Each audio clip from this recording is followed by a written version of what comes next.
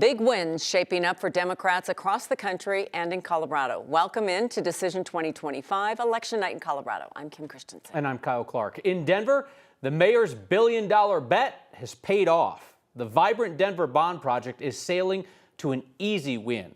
Voters have overwhelmingly approved the new debt to replace some expiring debt payments without raising existing taxes. It's a long list of projects, including infrastructure improvements on 6th and 8th Avenues near the future Broncos Stadium, and a new public safety training center, as well as funding for affordable housing. Mayor Mike Johnson told us yesterday on Next that win or lose, this bond package was not a referendum on his performance as mayor. We spoke again within the last hour. Yesterday, you told me that this measure was not a referendum on whether you're doing a good job as mayor. Now that it's going to pass by 25 points, you want to amend that? It is absolutely a referendum on how I'm doing as mayor, Kyle, exactly as you said. No, I think it's actually a referendum on how Denverites feel about the future of Denver. They're excited about where the city's going. They want to be a part of it. They want to invest in the city's future. I view it as being very hopeful for the city, and that's, I think, a win for all of us. Certainly, you know, there's going to be a lot of scrutiny because there's so many projects involved in this. People know that it's a lot of money that is being borrowed in their name and being paid back out of their wallets. Do you have the infrastructure within the city to deliver that many projects on this fast of a timeline? We do have the infrastructure, and in fact, that's why we've focused this bond on being a smaller number of projects in a shorter amount of time. The last bond is about 500 projects. This is about 90, and it's all within 6 years. We'll start to talk through tomorrow, actually, already, what the first projects up are. We'll start breaking ground on projects as soon as Thursday, and so our team is raring to go to actually implement and execute this, and that's what we know Denverites wanted, is deliver it on time, deliver it on budget, and deliver it fast, and that's what we're ready to do. City's trying to knock out most of these bond projects in short succession with a 6-year window of activity. The biggest surprise of the night could be unfolding in Aurora, where Republican candidates trail in every race. City Councilwoman Danielle Jurinsky is currently trailing 2 Democrats in Aurora's at-large council race. Jurinsky's built a national profile for herself through right-wing media appearances and her call for President Trump to come to Aurora to liberate the city from an immigrant takeover. Tonight, a Democrat is on track to take over her seat. 9 News Politics reporter Marshall Zellinger started his night in Denver, then headed east as the unexpected played out, where progressives, Democrats, now lead every council race in Aurora, a city that's been controlled quite handily by Republicans for years. At least in the last 4 years, Jurinsky is seeking re-election to an at-large citywide race in a vote for 2 scenario. And at last glance, she is still currently in 3rd, trailing the 2nd spot by 2,100 votes in a margin that's been growing through the night. And we just found out she's no longer here at her own party at her bar in Aurora. Jurinsky won in 2021 alongside Dustin Zvonek and Steve Sundberg in a shift from a liberal city council to a conservative one, and it might shift back liberal tonight. Jurinsky is currently on the outside looking in. So is Sundberg in his council race. Zvonek resigned from city council last year. Even though council races are not elected by the letter next to your name, it's clear who is a Republican and who's a Democrat. Even though council races are not elected by that, we know that Jurinsky's losing to 2 Democrats. Sundberg is losing to a Democrat, and that could shift Aurora Council back into a liberal-leaning council that still has a Republican, Mike Kaufman, as mayor.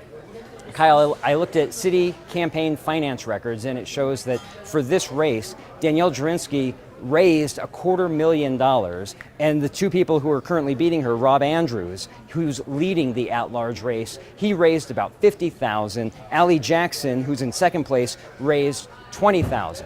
One last thing I want to point out. In 2019, I was covering the mayor race between Mike Kaufman and Omar Montgomery, and Kaufman was leading, I want to say by 1,000 or 2,000 votes on election night, but as all the votes were counted, Kaufman only won by 200 or so votes. So depending on what parts of the city that votes haven't been counted yet, the margin could narrow again. Absolutely, absolutely. This race has not been decided, but as you point out, she outraised her opponents that she's losing to by 5x and 15x. And this is somebody, Marshall, who was courted to run for governor, and she said, no, I'm going to stay in Aurora, and she might not keep her seat. You know, there's another ballot issue in Aurora that was going to remove the limit so that you could have 2 elected offices at once, and that's getting trounced like 80-20, and that's not going to change. But there was a belief that perhaps if you were a council person like Jurinski, that would open up the door to also run for state legislature or another job like that, and then perhaps we'd have that conversation in the future about perhaps running for governor. Wow, how about it? A potential shocker straight out of Aurora. All right, Marshall Zellinger, thank you. And now to 2 statewide measures. Coloradans have approved more funding for school meals for all children, which would have cost more than expected since voters approved that program in 2022. Both propositions MM and LL are projected to pass easily. They allow the state to keep excess tax revenue and increase taxes on individuals and households earning $300,000 or more. Early results show Denverites overwhelmingly voting to keep the city's ban on flavored tobacco. Former New York City mayor and billionaire Michael Bloomberg dumped an all-time city high record of $5 million into the campaign to keep that ban. Many school board races are too close to call at this point, but candidates backed by Democrats and teachers unions hold early leads in Denver, Jeffco, Cherry Creek, and even in conservative Douglas County. In Denver, 2 incumbents on the school board, Scott Esserman and Michelle Quattlebaum, they're on track to lose their board seats after they lost the teachers union's endorsement. We are also following some key races across the country. A lot of people watching what's happening there tonight. Yeah, I mean, I think a lot of people are trying to look ahead to 2026 to the extent that you can on just a few select races tonight, but certainly high-profile ones, none more so than in New York City, where voters elected Democratic Socialist Zohran Mamdani as mayor. 9 News anchor Phil Lipoff is along with some of these big results that we're following outside Colorado. Kyle, Kim, cost of living was the top issue for voters in New York. Zohran Mamdani ran a generational campaign, and tonight he is the first Muslim mayor of New York City. Mamdani beat former Governor Andrew Cuomo and Republican Curtis Sliwa. He promised new leadership, free buses, government-subsidized grocery stores, though he has faced some backlash even from some in his own party over the feasibility of some of those proposals. The 34-year-old has come to symbolize the more youthful, progressive wing of the Democratic Party. Still, moderate Dems, both in New York and nationally, are distancing themselves from Mamdani, worried that his socialist label will hurt them in nationwide elections. A struggle we are seeing play out here in Denver, too, in Colorado at the local and state level between centrists and Democratic Socialists. In his speech just moments ago, the mayor-elect doubled down on his platform and went right after President Trump. Whether you are an immigrant, a member of the trans community, one of the many black women that Donald Trump has fired from a federal job, or anyone else with their back against the wall, your struggle is ours too. I am Muslim.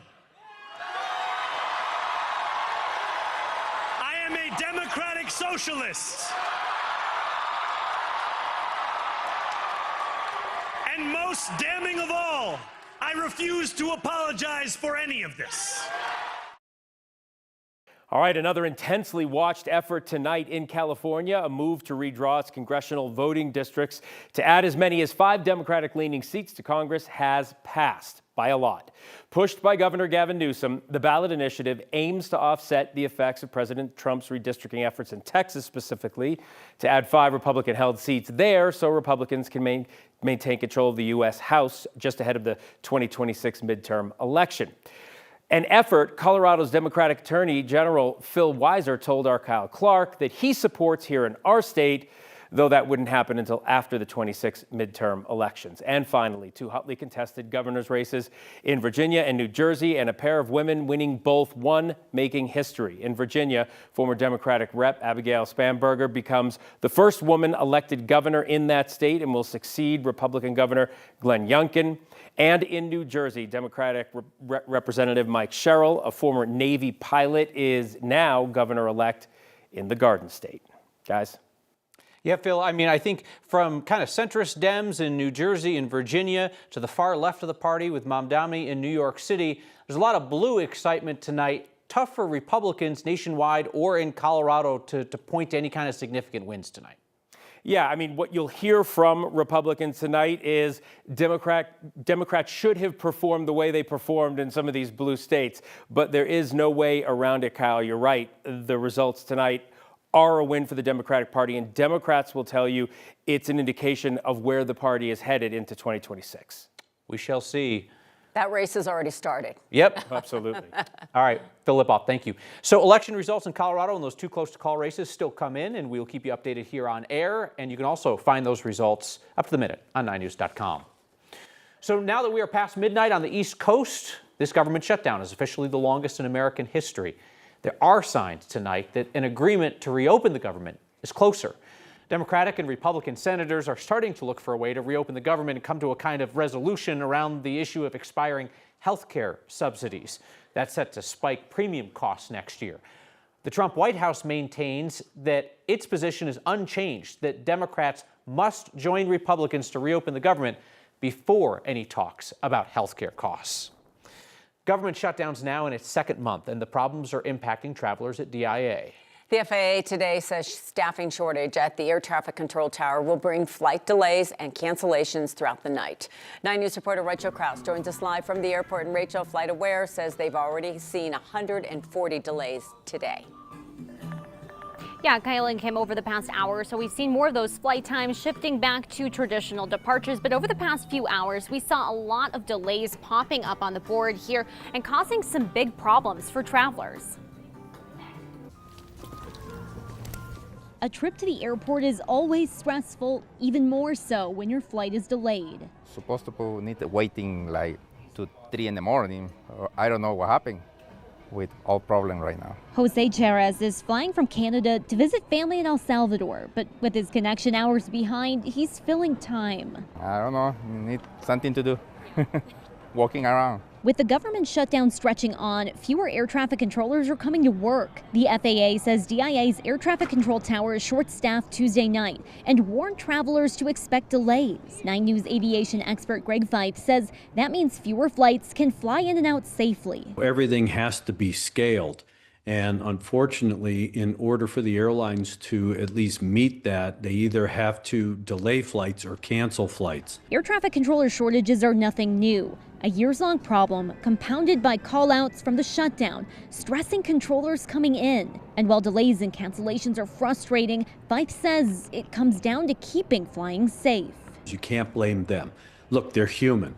You can only work them so much. They get into fatigue. The last thing you want is a fatigued controller or a distracted controller who's worried about how they're going to make their mortgage payment or pay for the kids' child care and that kind of stuff while they're controlling a number of airplanes. You need them to be on their A game. For travelers like Jose, the shutdown and delays were a surprise when he touched down. Never told me nothing in Canada.